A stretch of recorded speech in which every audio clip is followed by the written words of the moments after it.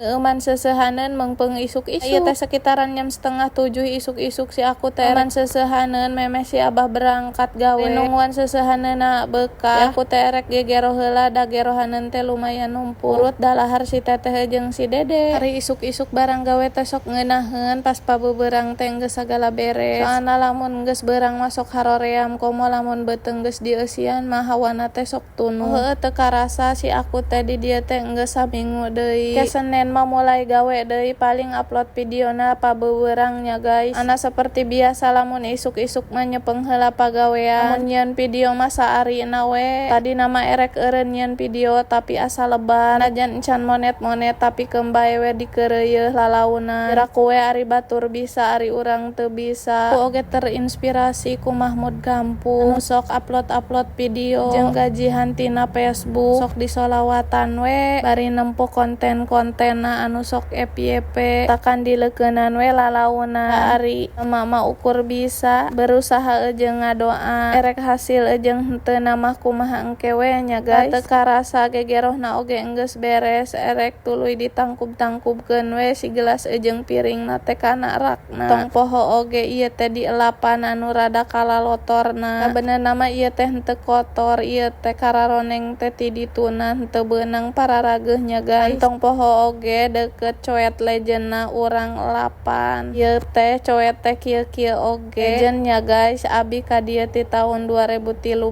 Ayeuna masih kene aya kene. Awet pisan, abi oge geus boga budak 2. Coet mah masih anger keneh kitu. Ari abi mah ngolotannya guys. Sekian dulu video hari ini dari saya. See you next vlog. Bye bye. Assalamualaikum.